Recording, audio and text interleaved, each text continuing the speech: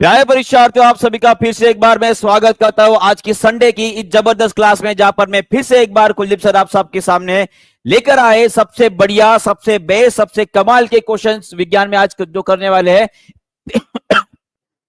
तो सभी लोग तैयार है? एक बार लाइक, शेयर और सब्सक्राइब कर लेंगे सभी लोग जिन्हें भी ये क्लास करना है। ठीक है, तो क्लास करने के लिए सभी लोग तैयार है। संडे का दिन है और बहुत बढ़िया मौसम चालू है।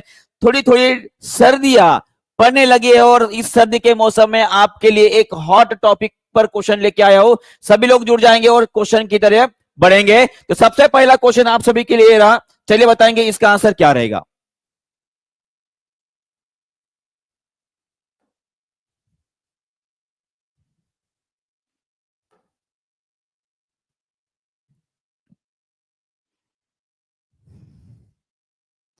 सभी लोग आंसर करेंगे, जल्दी जल्दी बताएंगे इसका आंसर क्या रहेगा।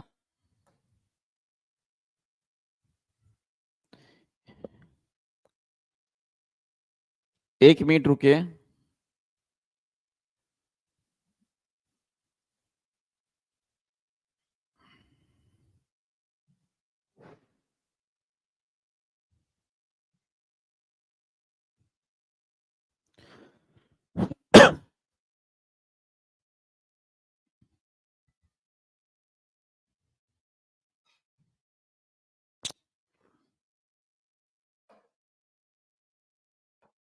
हाँ जी, चलिए क्वेश्चन की तरफ बढ़ते हैं। सभी लोग आंसर करेंगे।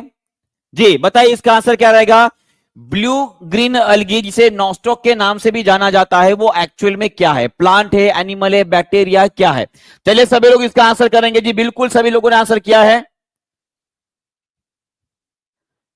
हाँ जी पलक जी थोड़ा तैयार हो रहे थे। ठीक है, हाँ ब्लू ग्रीन अलगी क्या है? देखिए हमने जो क्लासिफिकेशन ऑफ बायोलॉजिकल क्लासिफिकेशन देखा था, उनमें हमने पढ़ा था कि प्रोकैरियोटिक और यूकैरियोटिक जो एनिमल थे, उनमें प्रोकैरियोटिक्स में हमारे मोनेरा ग्रुप आया था। क्या आया था जी?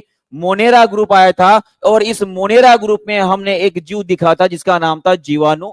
जीव दिखा था जिसका नाम था जीवाणु, जिसे हमने बैक्टीरिया बोला था। क्या बोला था? और बैक्टीरिया बोला था। और इसी प्रोकैरियोटिक्स में आते हैं आपके ब्लू ग्रीन अलगी, जो कि एक प्रकार के बैक्टीरिया होते हैं। क्या होते हैं? बैक्टीरिया होते हैं। और उसी तरह से अर्णव जी बोल रहे हैं कि जिसका किसका भी गलत हो गया वो जोर से अपने को खुद को थप्पड़ मार देंगे। थप्पड़ मारने की जरूरत नहीं है।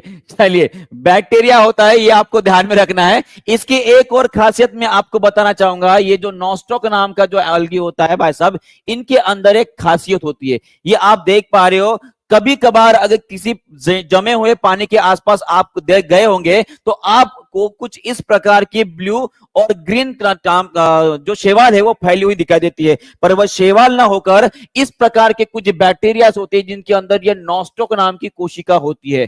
नॉस्टॉक नाम की कोशिका होती है। और मैं आपको बता दूं, ये कोशिका जो होती है नाइट्रोजन फिक्सेशन में भी मदद करती है, जिसे हम क्या बोलते हैं जी? नाइट्रोजन स्थिरीकरण करने में भी मदद करती है। यह आपको ध्यान में रखना है। सभी को समझ में आ गया है? अगर आपको पूछा जाए कि नॉस्टॉक क्या है, तो आपको बताना है जीवाणु, और उसका उपयोग कौन सा है, तो ये जो है सबसे बढ़िया खाद भी हो सकता है। ये जो है सबसे बढ़िया खाद होता है, सबसे बढ़िया जैविक खाद होता है, जैविक खाद साबित होता है अगर आप इसको आपने पैडी प्लांट्स में इस्तेमाल किया। पैडी प्लांट्स का मतलब क्या है? पैडी प्लांट्स का मतलब होता है जो धान की खेती होती है, धान की जो खेती है होती है, उसमें ये बहुत अच्छा एक जैविक खाद की तरह काम कर सकता है, क्योंकि धान में जाने के बाद वो धान को नाइट्रोजन प्रोवाइड करने का काम भी करेगा और साथ में बाकी भी जैविक घटक मिलने वाले हैं। सबको समझ में आ गया है? ये आपको समझ में आ गया तो आगे की तरफ बढ़ते हैं। नेक्स्ट क्वेश्चन आप सभी के लिए बताएंगे। Which of the following algae is a source of agar? इसका नाम आपने सुना होगा अगर। ये अगर नहीं है, अगर मगर नहीं है भाई साहब। जो बोलते हो ना, अगर मैं पास हो गया तो, अगर मैंने ऐसे किया तो, वो अगर मगर छोड़िए, वो अगर मगर नहीं है, ये अगार। अगार ये नाम आपने सुना होगा, अगार अगार, है ना? अगार अगार नाम आपने सुना होगा। वो अगार अगार क्या है? क्या है जी? सभी लोग आंसर करेंगे। बहुत बढ़िया, सभी लोग आंसर करते रहेंगे और आगे बढ़ते रहेंगे, कोई भी यहाँ पे ठलुआ बैठा नहीं रहेंगे। बहुत बढ़िया, मैक्सिमम लोगों ने आंसर दे दिया है। इसका आंसर रहेगा गैलिडियम। क्या रहेगा जी? गैलिडियम। सबसे पहले देखते हैं कि ये क्या है। देखिए, अगार अगार नाम का एक जेली टाइप सब्सटेंस होता है, एक प्रकार का वो क्या है जी? शुगर है। ये एक प्रकार का क्या है? शुगर है, जो इस प्रकार के व्हाइट कलर का होता है। इसे किसमें इस्तेमाल किया जाता है? आपने देखा होगा, बायोलॉजिकल एक्टिविटी पढ़ने के लिए, प्लांट की ग्रोथ बढ़ने के लिए इसका इस्तेमाल किया जाता है। साथ में जो स्वीट्स होते हैं, जो आप खाद्य पदार्थ खाते हो ना मीठे वाले, उनमें भी इनका इस्तेमाल किया जाता है। एक बात पूछू, कॉमन सेंस वाली बात है, देखते कितने लोगों के पास कॉमन सेंस है। ठीक है, अब इसे अगार अगार ही क्यों बोला जाता है? दो बार अगार क्यों, एक बार ही अगार क्यों नहीं? चलिए देखते हैं। और ये किससे मिलता है जी? ये लाल शैवाल से मिलता है, जिसका नाम गैलिडियम है। और एक है ग्रासिलेरिया, एक है गैलिडियम और एक है ग्लासिरिया। इस दो प्रकार के जो रेड अलगी होती है, उनसे हमें मिलते हैं।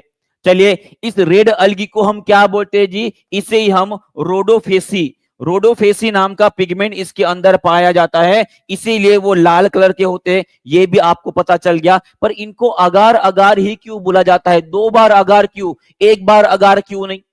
अगार अगार क्यों? क्योंकि मैं आपको बताना चाहूंगा, इसको जब मैंने सर्च किया तो मुझे कुछ ऐसा आंसर मिला कि अगार में दो कंपोनेंट होते हैं। कितने कंपोनेंट होते हैं? दो कंपोनेंट होते हैं। और ये दो कंपोनेंट में जो शुगर पाए जाते हैं, एक पहला शुगर होता है आपका एगारोज नाम का। कौन सा होता है? एगारोज नाम का, एगारोज नाम का एक शुगर होता है। और दूसरा होता है आपका, कहा गया, हाँ, एगोरोपेक्टिन। क्या होता है?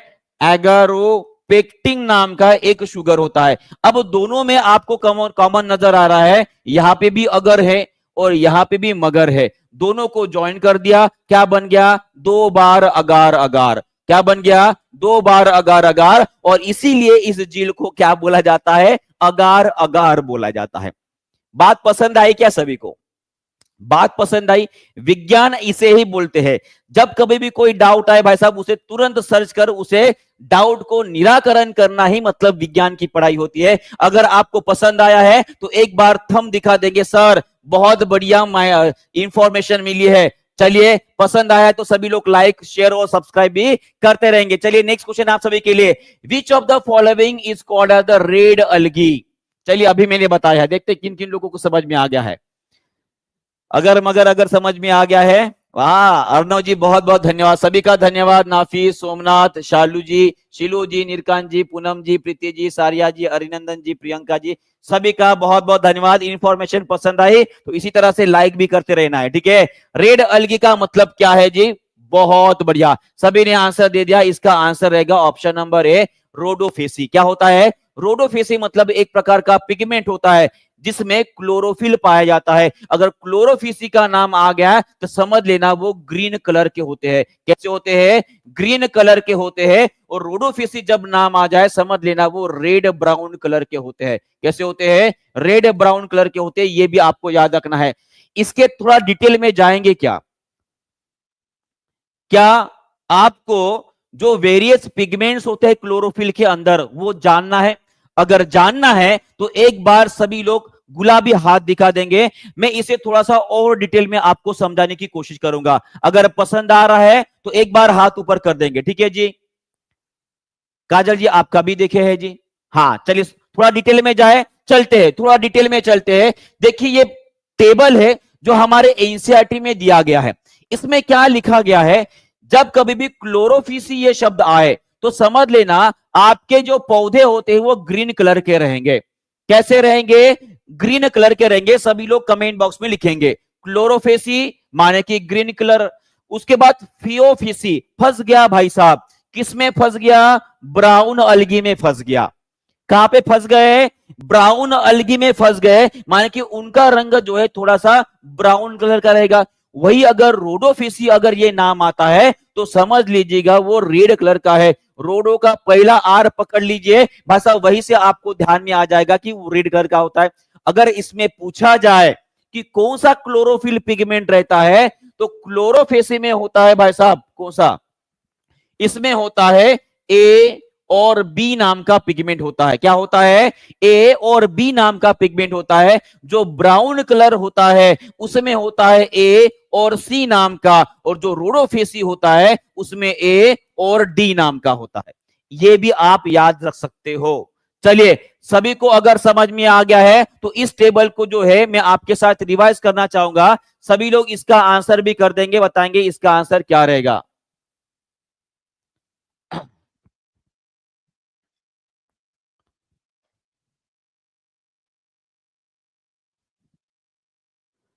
हाँ, ठीक है। हाँ, सभी लोग मुझे बताएंगे, अगर मैं क्लोरोफेसी बोल रहा हूं, क्लोरोफेसी बोल रहा हूं तो उसमें कौन से क्लोरोफिल के पिगमेंट रहते हैं।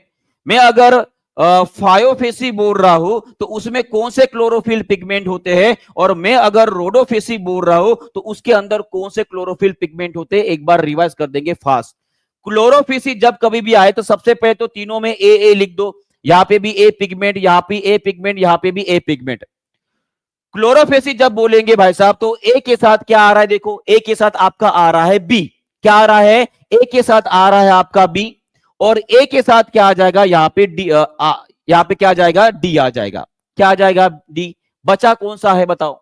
बचा कौन सा है जी? बस एक ही बचा है, वो बचा है आपका सी। तो जो फायोफेसी है उसमें सी पिगमेंट आ जाएगा। ये क्लियर हो गया है? तो इस तरह से आप इसे याद रख सकते हो। आगे बढ़ते हैं, नेक्स्ट क्वेश्चन की तरफ बढ़ते हैं। पर ये स्पायर वगैरह, उल्वा, ये सभी के सभी अलगी है ग्रीन कलर के। वही अगर लैमिनेरिया और डिक्टाइड जो होते हैं वो आपके ब्राउन कलर के अलगी होती है, और ये रेड कलर की अलगी है जो आपको यहाँ पे दिखाई दे रहा है। एक और बात बताता हूं, आयुर्वेद में क्या किसी को आयुर्वेद में इंटरेस्ट है? क्या कोई हमारे पास ऐसा बंदा है जिसको आयुर्वेद में इंटरेस्ट है? अगर आयुर्वेद में इंटरेस्ट है तो आपके शरीर के जो मुख्य तत्व होते हैं जिसे हम वात, पित्त और कफ बोलते हैं, सबको पता है जी। आयुर्वेद में 3 तत्वों के हिसाब से जो है वो ट्रीटमेंट की जाती है, वात, पित्त और कफ। अगर आपको पता है तो अगर आपके शरीर में वात, पित्त, कफ इनका बैलेंस बिगड़ चुका है तो उस केस में ये रेड कलर की जो अलगी होती है जिसे हम लाल शैवाल बोलते हैं, क्या बोलते हैं? लाल शैवाल बोलते हैं। इनका भस्म बनाकर उसे थोड़े से पानी के साथ या शहद के साथ चटाया जाता है। उससे आपके शरीर में अंदर जो वात, पित्त, कफ इनका बैलेंस बिगड़ चुका है उनको ये बहुत कारगर होता है। समझ में आ गया है? चलिए आगे बढ़ते हैं। नेक्स्ट क्वेश्चन आप सभी के लिए रहा, which of the plant groups need both land and the water to complete their cycle. ये मोस्ट इंपॉर्टेंट क्वेश्चन है आप सभी के लिए, बताएंगे इसका आंसर क्या रहता है। चलिए देखते हैं किन किन लोगों को समझ में आ गया है। जी बिल्कुल, यूनानी में भी उसका इस्तेमाल किया जाता है आसिफ जी, यूनानी में भी होता है उसका इस्तेमाल। ठीक है जी, बिल्कुल होता है। सभी लोग इसका भी आंसर कर देंगे। इसका आंसर क्या रहेगा जी? ब्रायोफाइटा। क्या रहेगा? ब्रायोफाइटा। इनके बारे में थोड़ा सा जान लेते हैं। थैलोफाइटा ये पहला पौधा है। थैलोफाइटा ये पहला पौधा है जो धरती पे आए, माने कि पानी में रहते हैं। कहां पे रहते हैं ये? पानी में रहते हैं। ब्रायोफाइटा फर्स्ट पौधा है, पहला पौधा है जो जमीन पर आया, जो जमीन पर आया आया तो सही है, पर उनके अंदर वैस्कुलर टिश्यू नहीं थे। माने कि जो संवहनी ऊतक होते हैं, जो संवहनी ऊतक होते हैं ये इनके अंदर नहीं थे। किन की बात कर रहा हूं मैं? ब्रायोफाइटा की बात कर रहा हूं। वही अगर मैं बात करूंगा टेरिडोफाइटा की तो ये पहले पौधे हैं, ये पहले पौधे हैं जो जमीन पर आए। सर ये भी तो जमीन पर पहला ही आया था, पर अगर ये पहला तो ये पहला कैसे हो सकता है? ये पहला इसलिए है कि जमीन पर आए पर उनके अंदर संवहनी ऊतक नहीं थे। टेरिडोफाइटा पहले पौधे हैं जो जमीन पर आए और इनके अंदर संवहनी ऊतक थे, संवहनी ऊतक थे। अब संवहनी ऊतक किसी को समझ में नहीं आया होगा। संवहनी ऊतक का मतलब क्या होता है? इसे हम जाइलम और फ्लोएम के नाम से जानते हैं। किस नाम से जानते हैं? जाइलम और फ्लोएम के नाम से जानते हैं।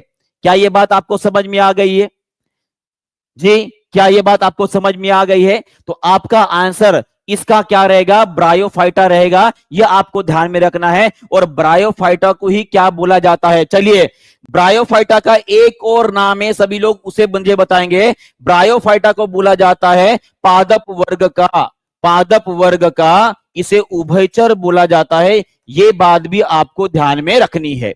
ये क्लियर हो गया सभी को? ओके जी, चलिए आगे बढ़ते हैं, नेक्स्ट क्वेश्चन देखते हैं। पर उसके पहले थोड़ी सी इंफॉर्मेशन आपको बता रहा हूं। ब्रायोफाइटा इसे ही amphibians of the plant kingdom, माने कि पौधे के साम्राज्य का उभयचर बोला जाता है। ऐसा क्यों बोला जाता है?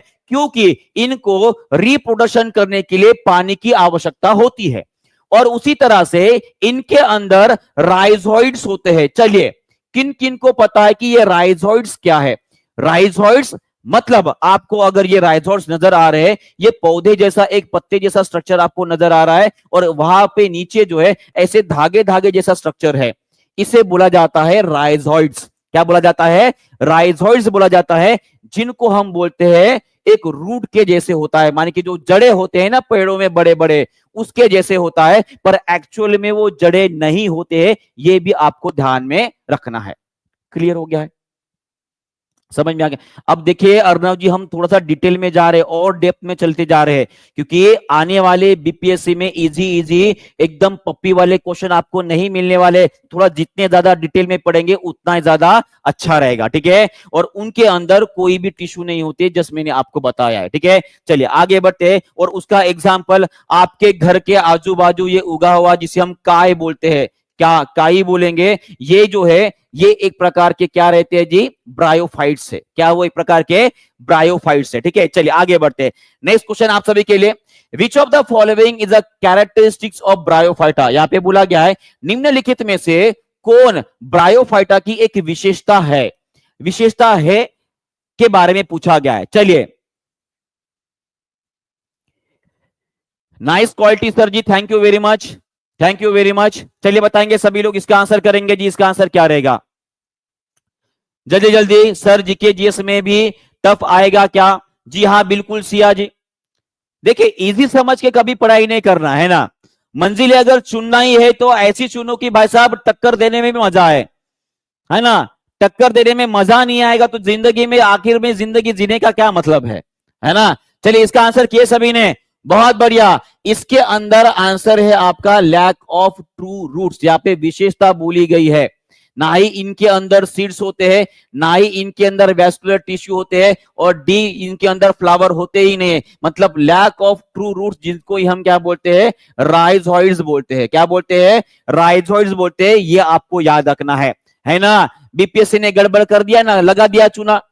क्या पढ़ रहे थे, क्या बता रहे हो भाई साहब? ये आपका सही उत्तर रहेगा, ये आपका सही उत्तर रहेगा। अगर क्वेश्चन ये पूछा जाता है कि पौधों में संवहनी उतक, संवहनी उतक वाले पहले पौधे कौन थे, पहले पौधे कौन थे, तो इसका आंसर आप क्या करोगे? कोई बता सकता है इसका उत्तर? अगर पौधों में संवहनी उतक आए हैं, मान कि जाइलम और फ्लोएम आए हैं, तो क्वेश्चन यहां पे बनता है कि सबसे पहले कौन से पौधे थे जिनके अंदर संवहनी उतकों का डेवलपमेंट हुआ था? चलिए बहुत बढ़िया मनीष जी, आपने सही उत्तर दिया। इसका आंसर रहेगा आपका थैलोफाइटा, सॉरी क्या रहेगा जी, टेरिडोफाइटा। क्या रहेगा? टेरिडोफाइटा। ये इसका आपका सही उत्तर रहेगा। क्या आंसर रहेगा?